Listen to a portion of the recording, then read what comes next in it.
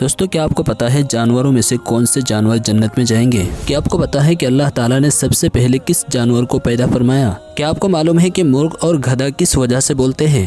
تو آئیے جانتے ہیں آج کی اس ویڈیو میں انہی سوالوں کے جوابات۔ سب سے پہلا سوال یہ ہے کہ وہ کون سا جانور ہے جو جنت میں جائیں گے؟ خالد بن معدن سے روایت ہے کہ کوئی جانور جنت میں نہیں جائے گا سوائے اصحاب کہف کے کتے کے ہیں۔ اسی طرح بعض کتابوں میں لکھا ہے کہ حضرت صالح علیہ السلام کی اونٹنی اور حضرت اسماعیل علیہ السلام کا دمبا بھی جنت میں جائے گا۔ اسی طرح اچھے جانور بھی جنت میں جائیں گے جیسے مور، ہرن، بکری وغیرہ۔ اور جلالین کے حاشیے کے مطابق حضرت سلیمان علیہ السلام کی چیوٹی بھی جنت میں جائے گی۔ اور آپ کو شاید معلوم نہ ہوگا کہ جانوروں میں سب سے پہلے مچھلی کو اللہ تعالیٰ نے پیدا فرمایا جس کا نام لوتیا دہموت ہے۔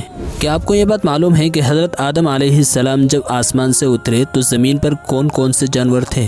جب حضرت آدم علیہ السلام آسمان سے دنیا میں اترے تو اس وقت دنیا میں 2 جانور تھے، خشکی میں ٹڈی اور تری میں مچھلی۔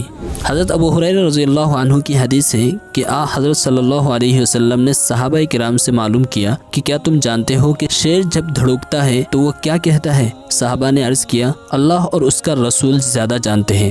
حضرت صلی اللہ علیہ وسلم نے ارشاد فرمایا شیر جب دھڑکتا ہے تو وہ کہتا ہے اے اللہ مجھ کو کسی نیک آدمی پر مسلط مت کیجیے۔ سب سے آخری سوال یہ ہے کہ مرغ اور گدھا کس وجہ سے بولتے ہیں؟ تو آپ کو جاننا چاہیے مرغ جب فرشتوں کو دیکھتا ہے اس وقت بولتا ہے اور گدھا جب شیطان کو دیکھتا ہے اس وقت بولتا ہے۔